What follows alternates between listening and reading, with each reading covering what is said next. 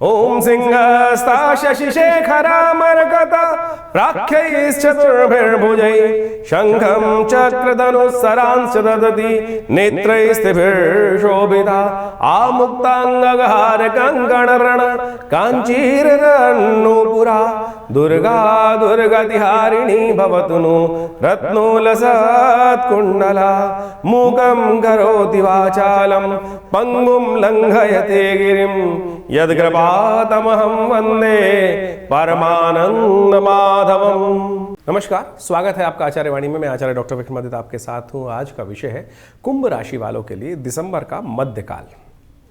देखिए कुंभ राशि वालों, आपकी राशि के दृष्टिकोण से शनि महाराज आपके लिए बड़ी उपयुक्त स्थान में चल रहे हैं। 7.5 तो चल रही है, लेकिन फिर भी स्वग्रही होकर शनि विराजमान है और मार्गी हो चुके हैं। और ये आपके लिए समय जो है वो विशेष तौर पर बहुत महत्व का समय दिखाई देता है।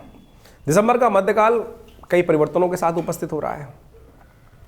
इस संसार के आदिदेव भगवान सूर्य, विशेष तौर पर जिनको कहा जाता है कि जिनके कारण से पूरी पृथ्वी समस्त सौरमंडल विद्यमान है, सबकी ऊर्जा देते हैं, वो भी परिवर्तन के साथ जा रहे हैं। खर मास आरंभ हो जाएगा, साथ साथ पौष का महीना भी आरंभ हो जाएगा। खर मास, पौष महीना, ये सब एक साथ आरंभ होने के योग बना रहे हैं।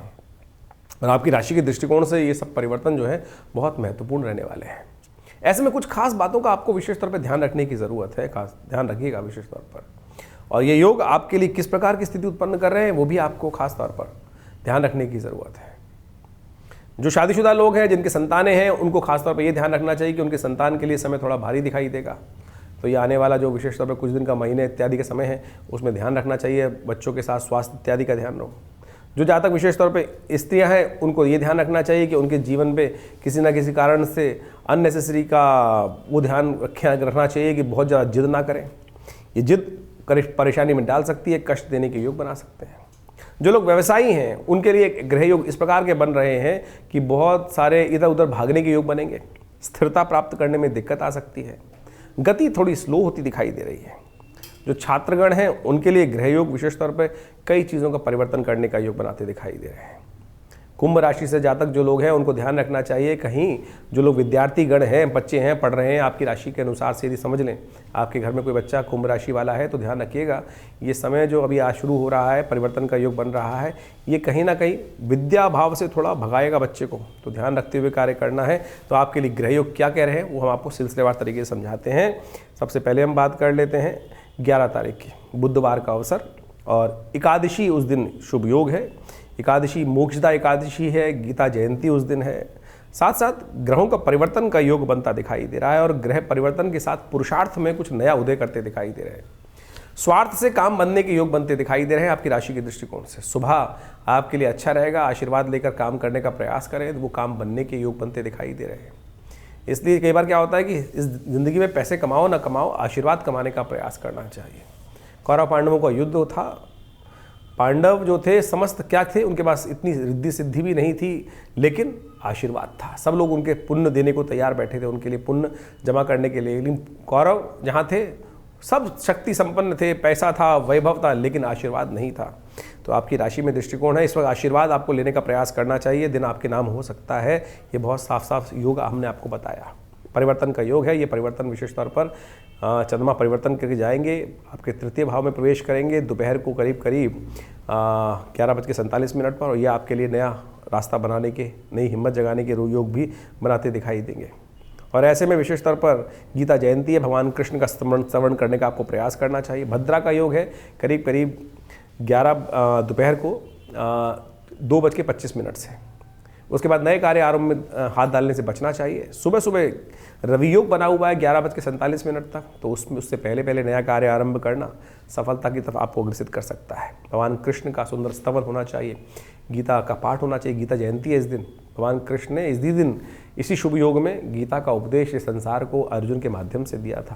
तो उसका स्तवन कर्मण्यवाधिकारस्ते मा फलेषु कदाचन, इस बात का ध्यान रखते हुए नैनम चिंदन्ति शस्त्राणि नैनम दहति पावका, जो शास्त्र में वर्णित बातें हैं कि किस प्रकार से कौन क्या करे, क्या काम करे, क्या धर्म है, क्या अधर्म है, किस प्रकार से संसार में भगवान का स्तवन होना चाहिए। कहा जाता है इस संसार में इस बात का ध्यान रखना चाहिए, भगवान ने जो कहा, जो विशेष तौर पर अंत में कहा है 18वें अध्याय के अंदर, जिसमें भगवान ने गारंटी दी है, सर्वधर्मान परित्यज्य मामेकम शरणम ब्रज, यानी समस्त धर्मों को, समस्त चीज़ों को छोड़कर जो मेरी शरण में आता है उसकी विजय निश्चित है। भगवान स्वयं उसको विजय दिलवा देते हैं।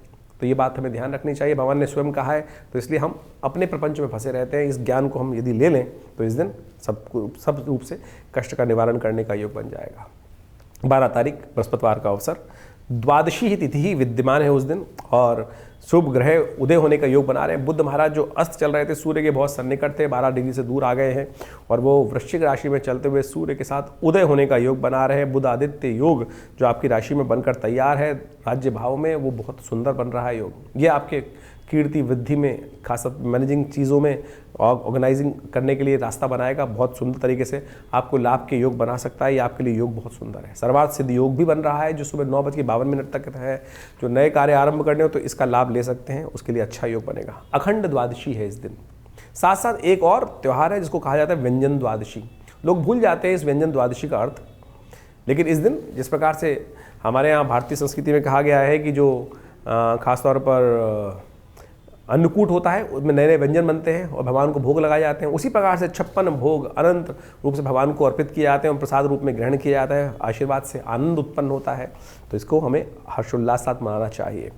13 तारीख का दिन विशेष तौर पर शुक्रवार का अवसर, त्रयोदशी तिथि ही उस दिन विद्यमान है, और उस दिन विशेष तौर पर ग्रहों का योगायोग परिवर्तन का जो बन रहा है, चंद्रमा उच्च के होने जा रहे हैं, और चंद्रमा उच्च के होकर बृहस्पति के साथ चतुर्थ भाव में विराजमान हो जाएंगे।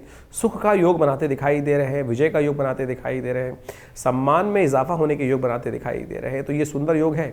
कई प्रकार के सुख प्राप्त करने के, सफलता प्राप्त करने के योग, धन प्राप्त करने के योग 2-3 दिन आपके लिए अनुकूल बनते दिखाई दे रहे हैं। इसका लाभ आपको लेने का प्रयास करना चाहिए। सुबह 7:49 से गज की विशेष तौर पे रवि योग भी बन जाएगा। नए कार्यों का आरंभ करने का सुंदर रास्ता बनेगा। और साथ साथ इस दिन प्रदोष है, और प्रदोष भी शुक्र प्रदोष है, ऐश्वर्य प्राप्त करने का। बृहस्पति के साथ चंद्रमा का संबंध त्रयोदशी और शाम के समय विद्यमान होने के कारण से शुक्र प्रदोष का योग ये बहुत सुंदर है। इसमें भगवान का आशीर्वाद लेते हुए कार्य करें। हो सके तो दूध से भगवान का, शंकर का अभिषेक, नर्मदेश्वर शिवलिंग का अभिषेक करें शाम के समय अवश्य।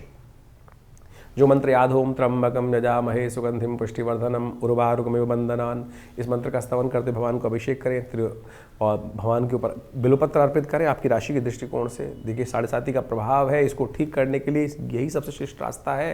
कर लीजिए, आपके लिए कल्याण के रास्ते बनेंगे। और अब हम बात कर लेते हैं 14 तारीख का दिन, और उस दिन विशेष तौर पर चतुर्दशी तिथि है और साथ साथ शनिवार का अवसर है।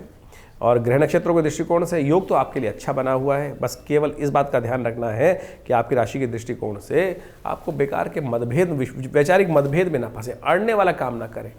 शनि आपकी राशि में 7.5 चला रहे हैं और आप दूसरे को किसी बात का ध्यान नहीं दे रहे हैं। दूसरे की बात को भी ध्यान देने की ज़रूरत है। थोड़ा सरलता का भाव उत्पन्न करने का प्रयास करें। जो आप सोच रहे हैं वो भी ठीक है, लेकिन सामने वाला सोच रहा है वो भी गलत नहीं है। इस बात का ध्यान रखते हुए कार्य करें।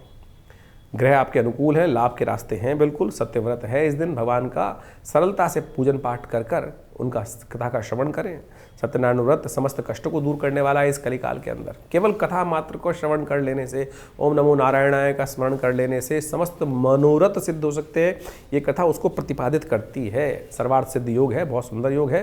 नए कार्य आरंभ करने के लिए बिल्कुल निर्द्वंद भाव से इस योग का लाभ ले सकते हैं। 15 तारीख महत्वपूर्ण दिवस है। महीने का तो मध्यकाल है ही है, लेकिन इस दिन विशेष तौर पर रविवार है, पूर्णिमा है, हृदय नाम, और साथ साथ संक्रांति है। हृदय नाम का योग बन रहा है।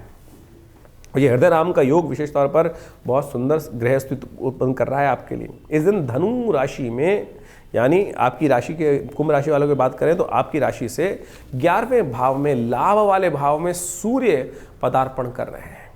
लेकिन खरमास हो जाता है तो सूर्य थोड़े निर्बल हो जाते हैं, सूर्य थोड़े क्षीण हो जाते हैं। सबसे छोटा चक्र माना जाता है इस राशि में सूर्य का। ऐसे में आत्मबल कमज़ोर हो जाता है। लाभ वाले स्थान में सूर्य जाने वाले और कमज़ोर स्थिति में है, तो ऐसे में उसको बल देने की खास ज़रूरत है। इस बात का ध्यान रखते हुए कार्य करें।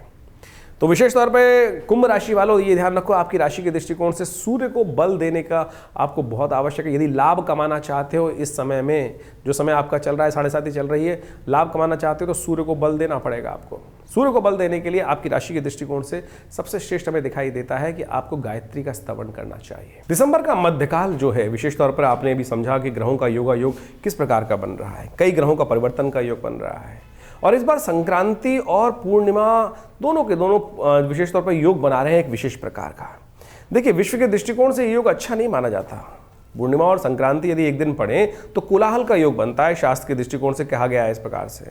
और विश्व में आप देख ही रहे हैं किस प्रकार का योग बना हुआ है। साथ साथ इस बार जो वक्र गति से चलते हुए बुद्ध मार्गी हो रहे हैं, वो विशेष तौर का योग एक और बनाने का स्थिति उत्पन्न कर रहे हैं कि जो मार्केट, जो शेयर मार्केट इत्यादि में जो कार्य करते हैं, वो ध्यान रखने का कार्य करना चाहिए उनको कि मार्केट का रुख एकदम पलट सकता है, यानी एकदम कुछ ऊपर नीचे होने का योग बन सकता है। खासतौर पर आपको उसका ध्यान रखना चाहिए।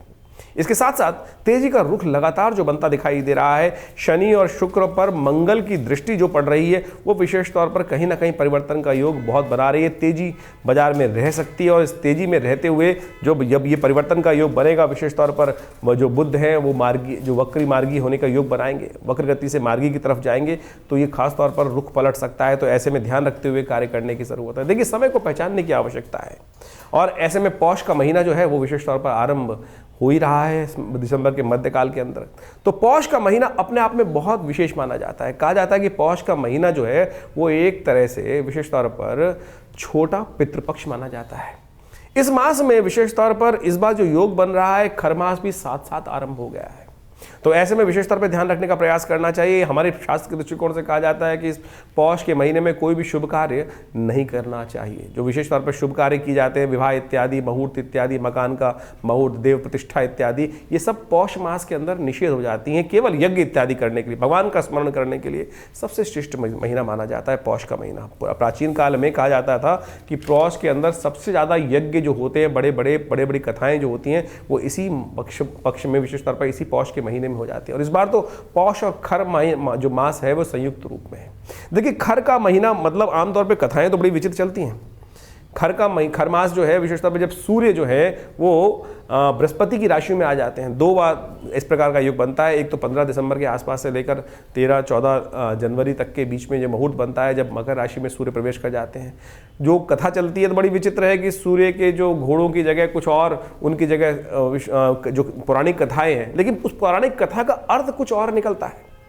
वो विशेष तौर पर समझने का प्रयास करना चाहिए। खर का मतलब वहाँ पर केवल उस शाब्दिक रूप में ना ले कि उन्होंने अश्व की जगह कुछ और खर को वहाँ पे उसके साथ जोत दिया और अश्व थक गए थे। मूल कारण क्या है? हमारे यहाँ ग्रहों की बल देखा जाता है कि कौन से ग्रह का, बृहस्पति का, शुक्र का, इन तमाम सूर्य इत्यादि का बल कब है। यदि आप ऑर्बिट की तरफ से ध्यान दें तो क्या होता क्या है, सूर्य जो है उस ऑर्बिट में चलते चलते सबसे शॉर्टेस्ट ऑर्बिट में चले जाते हैं और ये राशि जो धनु राशि में जब सूर्य प्रवेश करते हैं तो सबसे छोटा ऑर्बिट हो जाता है। और इन दिनों क्या होती है, रातें बड़ी हो जाती हैं, दिन छोटे हो जाते हैं, यानी सूर्य का बल विशेष तौर पे कमजोर की कम स्थिति में आ जाता है। तो इसलिए कहा जाता है कि पुण्य बढ़ाने के लिए सूर्य किसके मालिक हैं? आत्मा के मालिक हैं। सूर्य कीर्ति के मालिक है, यश के मालिक है और विशेष तौर पर कई प्रकार के संबंध को बढ़ाते हैं। और इस संसार का जो औचित्य है वो सूर्य के कारण ही है। और सूर्य जब सबसे छोटे पेरिफेरल के अंदर आ जाते हैं तो बहुत कम देर के लिए दिखते हैं। तो इसीलिए कहा जाता है कि सूर्य का बल कमजोर है, इसीलिए शुभ कार्यों को करते वक्त आत्मा का जो उत्थान की तरफ योग बनता है वो कहीं ना कहीं थोड़ा कमजोर रहता है। तो इसलिए इन सब कार्यों के लिए इसमें रोक लगाने का प्रयास किया था। पौष महीने के अंदर बहुत सारे शुभ कार्य शास्त्र में वर्णित है। सूर्य की उपासना करने का हमें यथाउचित भाव से प्रयास करना चाहिए। नित्य प्रति सूर्य को जल देना चाहिए। सूर्य की रोशनी में थोड़ी देर बैठने का प्रयास करना चाहिए। उससे जीवन में सुख, समृद्धि, कीर्ति तो प्राप्त होती ही है, लेकिन साथ साथ व्यक्ति दीर्घायु भी बनता है। और आज मॉडर्न साइंस उसको बहुत अच्छे से प्रतिपादित करती दिखाई दे रही। जो भारतीय सिद्धांत आदि प्राचीन काल से विकसित हैं वो कहीं भी विज्ञान से परे नहीं है। विशेष तौर पर भगवान सूर्य की उपासना, रविवार का व्रत।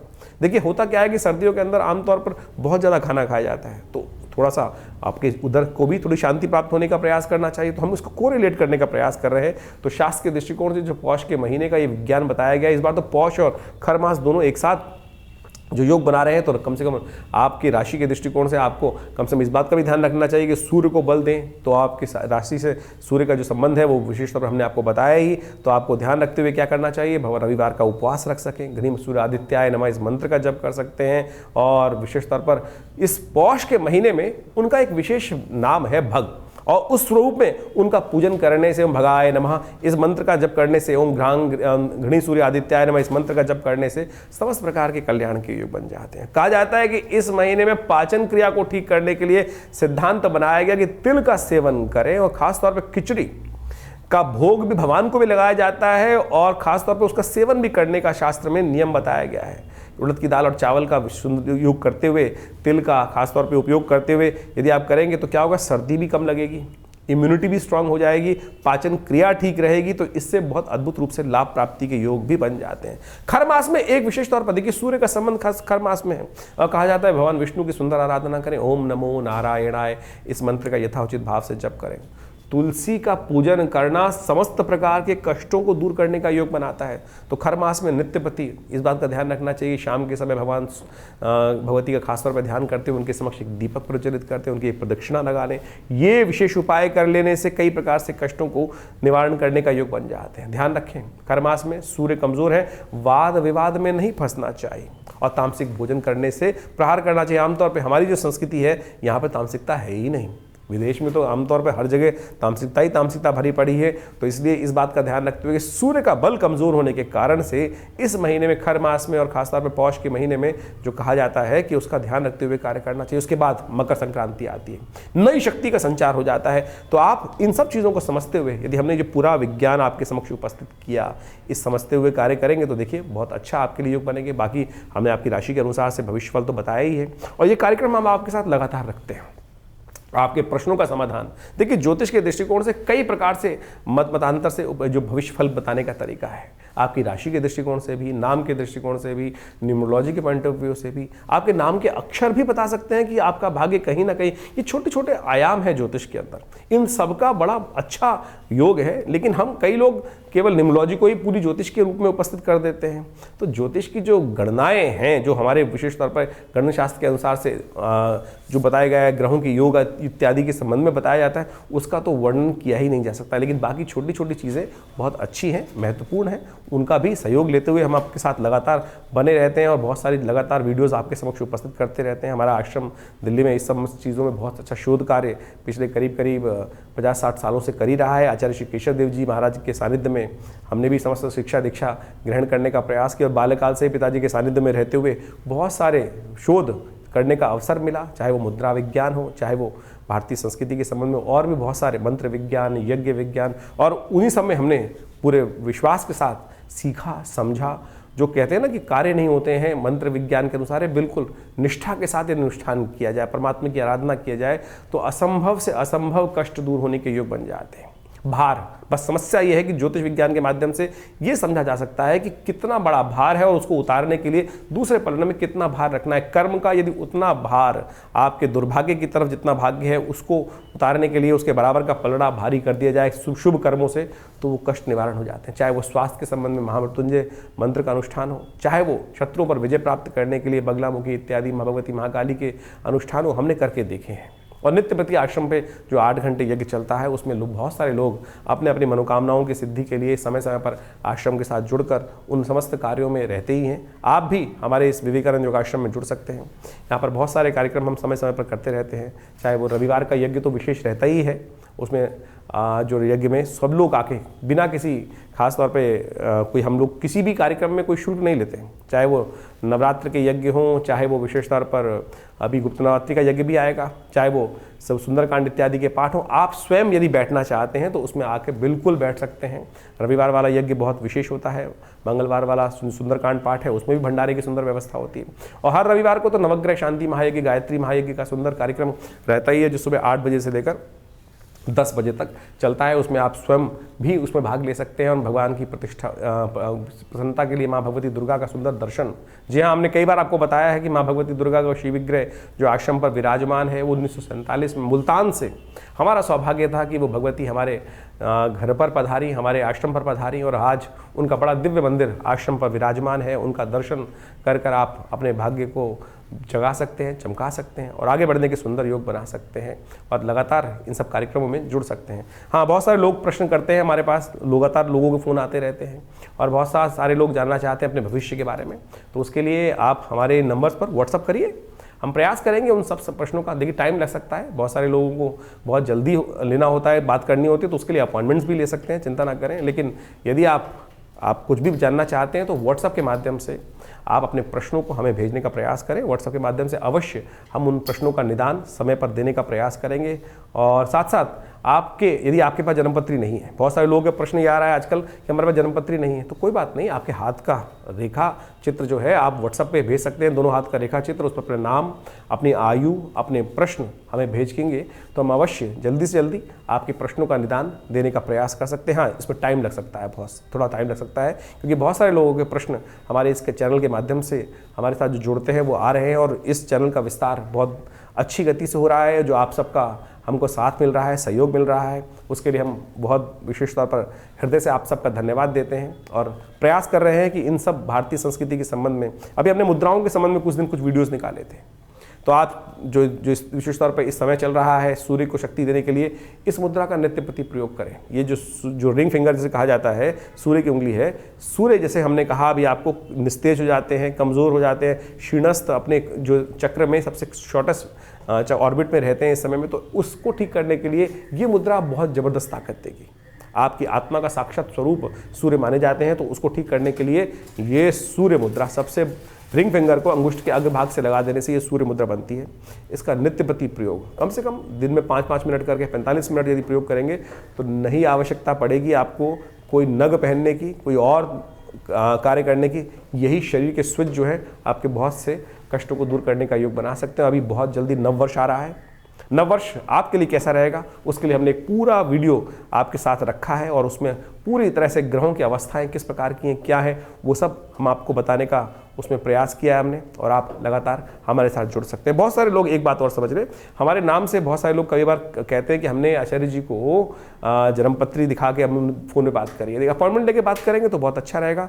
हमारे आश्रम से कोई ऐसा पैसा का डिमांड नहीं किया जाता है, और यदि कोई हमारे नाम से आपसे बात करने का प्रयास कर रहा है, आपको फ़ोन कर रहा है, कम से कम मैं तो किसी को फ़ोन नहीं करता, ये तो मैंने बहुत मित्रगण हैं उनके साथ बात होती है, लेकिन किसी भी व्यक्ति को मैं फ़ोन करके ये नहीं कहता कि आप मुझसे, कभी मैं किसी व्यक्ति को जो जिनसे जान पहचान नहीं है उनको शायद फ़ोन कभी नहीं करूँगा। तो इस बात का भी ध्यान रखें। तो आपको एक केवल सूचना के लिए, आज समय जो है बड़े विचित्र दौर में जा रहा है, हर रोज़ नई नई खबरें आती रहती हैं, जो लोग के साथ साथ कई प्रकार की समस्याएं उत्पन्न होने के योग बनते हैं। हम जिस कार्य में हैं, जिस आश्रम को चलाते हैं दिल्ली में विवेकानंद योगाश्रम, वो सबकी सेवा के लिए है। तो इस प्रकार के किसी भी जो आज गलत कार्य हो रहे हैं उनसे आपको बचने का प्रयास करना चाहिए। जन सेवा के लिए, जन सूचना के लिए हमने ये बात अंतिम में आपके पास रख दी है। आशा है आप समझेंगे और गलत लोगों से बचने का प्रयास करेंगे। धन्यवाद, नमस्कार।